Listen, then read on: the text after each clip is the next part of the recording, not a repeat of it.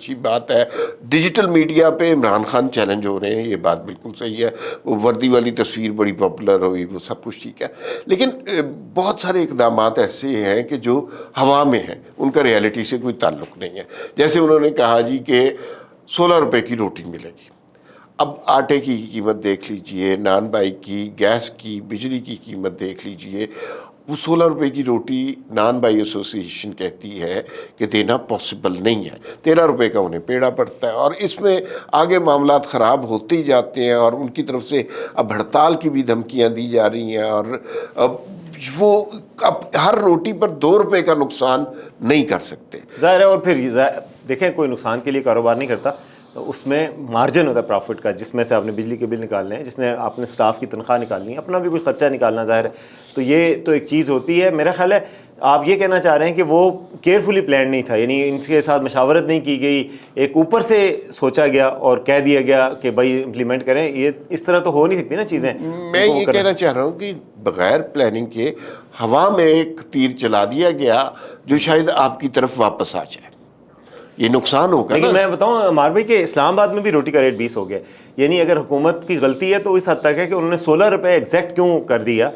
یہ البتہ گورنمنٹ کہہ سکتی تھی ان کو کہ جی آٹا سستا ہوا ہے. اس میں کوئی شک نہیں ہے کہ فی من 2000 روپے کمی ہوئی ہے آٹے کی قیمت میں, گندم کی قیمت میں. آپ کو پتہ ہی ہے پاکستان میں اس وقت چل رہا ہے, تو وہ کہیں نہ کہیں تو ریفلیکٹ ہونا چاہیے نا. اگر آپ سوچیں کہ 500 روپے اضافہ ہو جائے فی من گندم کی قیمت میں, تو روٹی مہنگی نہیں ہوئی. یہاں پہ 100 روپے اضافے پہ مہنگی ہوئی ہیں روٹیاں.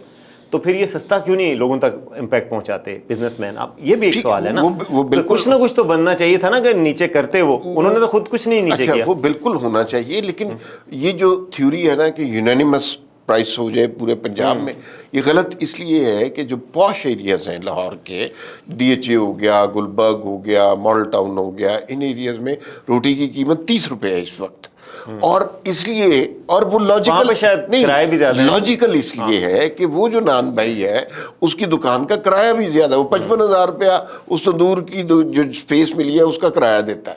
تو وہ کیسے 16 روپے میں پورا؟ یہ بات آپ کی ٹھیک ہے کہ یونیفارم ریٹس مینٹین نہیں ہو سکتے. پوش ایریا میں دکان کا کرایہ الگ ہے, کسی کے اپنا تندور ہے گاؤں میں تو اس کا کرایہ الگ ہوتا ہے, تو اس لیے وہ ٹھیک ہے. یہ تو پھر متعلقہ ڈی سیز کا کام ہے, اے سیز کا کام ہے, جس علاقے میں وہ رہتے ہیں اس علاقے میں کاسٹ آف لیونگ کیا ہے, وہاں پہ ان کی کیا کاسٹ پڑتی ہے جو دکاندار ہے, اور اس کی ریٹ کیا مناسب ہونا چاہیے, یہ وہ سیٹ کریں. یہ ظاہر ہے چیف منسٹر کے لیول کا کام بھی نہیں ہے کہ مائکرو مینیج کریں. نہیں, لیکن کریڈٹ سارا چیف منسٹر لے رہی ہے نا, تو اس لیے اگر وہ خود اس مائکرو مینجمنٹ میں گھسیں گی تو وہ پھر, ابھی میں یار ایک جملہ ہے اس کے اوپر بات ختم کرتے ہیں. وہ نان بائی ایسوسی ایشن کے ایک صاحب تھے, انہوں نے جب یہ قیمتیں سنی تو ان کی آنکھوں میں آنسو آئے ہوئے. اس نے ایک عجیب جملہ کہا, اس نے کہا یار کہ جو تندور والا ہوتا ہے اس کے بچے نے روٹی نہیں کھانی ہوتی, تو اس کا آپ